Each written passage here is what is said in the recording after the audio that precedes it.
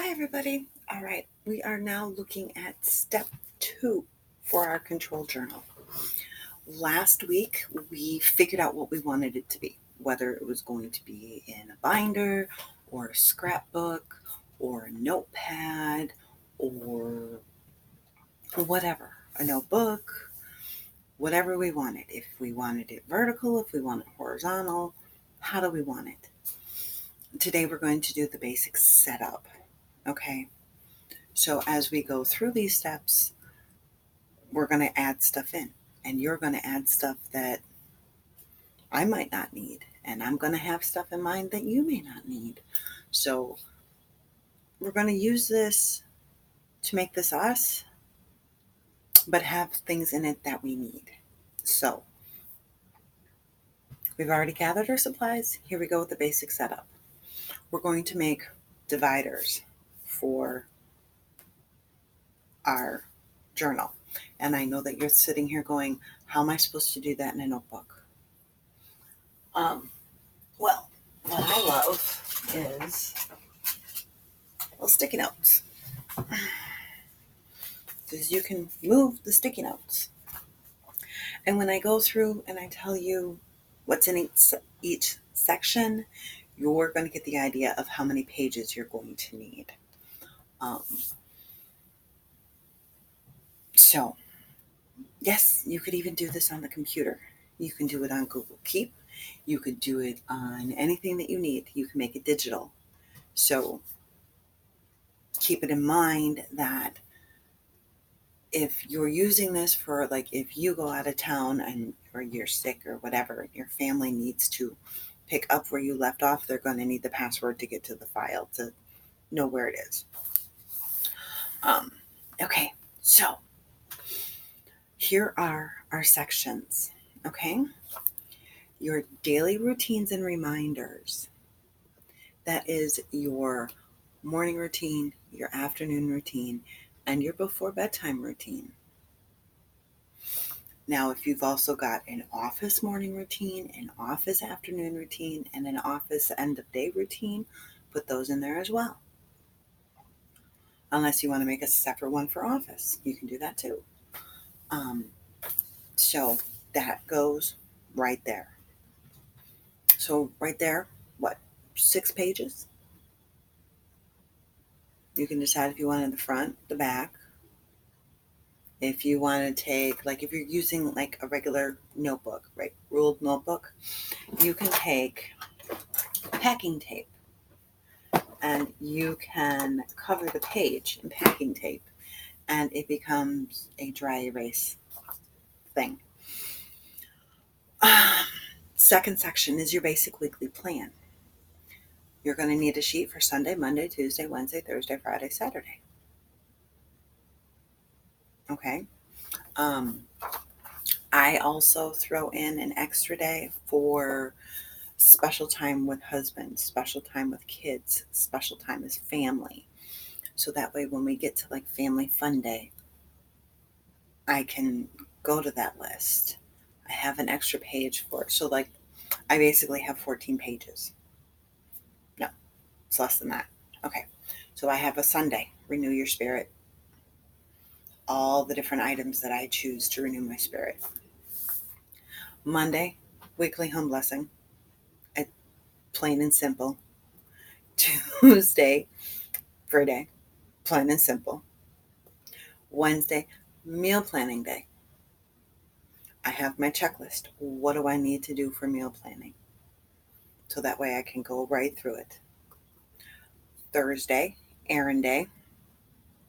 Pretty simple, but the things plus person car, things I need to check off also go on the separate page. Friday, date night.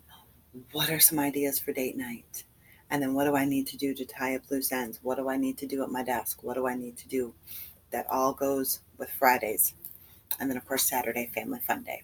So work that section however you want.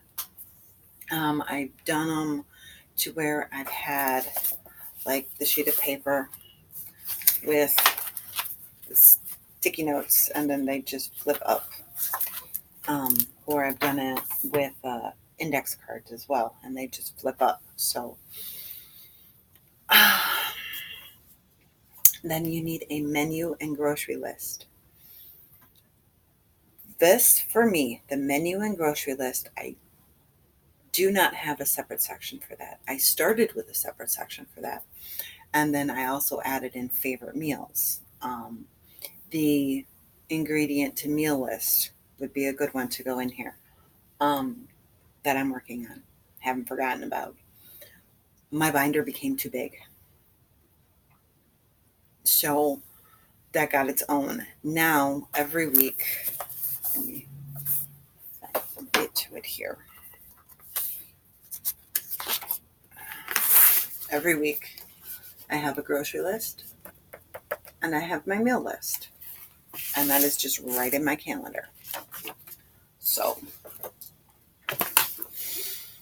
your next tab is an address book. Kind of makes sense, right? I actually combined this one with the emergency. I put both of them together because I need the emergency numbers and I don't want to be looking for the emergency section. I just want to look for the phone numbers. So that's how I did that one. It's up to you. You need a personal section. This is for your affirmations or your brain log or whatever you want to throw in it. Okay, it's your personal section, but it should be stuff that lifts you up.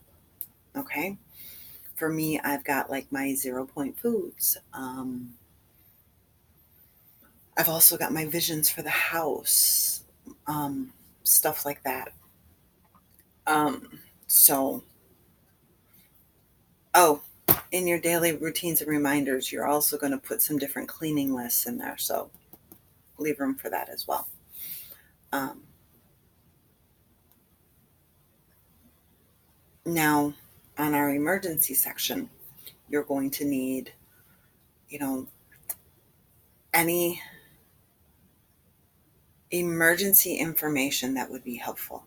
So, insurance, the water shut off, um, fire plan, tornado plan, flood plan, evacuation plan, um, different things for emergencies, or maybe you skip that section. Doesn't matter. Uh, who do you go to if the car gets messed up or whatever? Um, and then anything extra for what you need. So for me, that includes a calendar. I need to have my calendar because that's what this is. I also have usernames and passwords in here. I also have books and movies that I want to see and read. I have my DIY cleaners. I have note paper. So I've got a lot of different things in here as well. I've also got an entire section devoted just to Gisec's schoolwork. Hence the reason why it's this thick. So make it your own, make it personal, and you can change it up.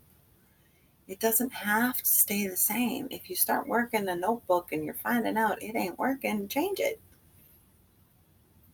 I'm not one, I don't advocate going and buying things. Because we usually have everything that we need in our home. We just have to look hard enough for it. So look. All right. That's your next step with your control journal. Have fun with it. Bye.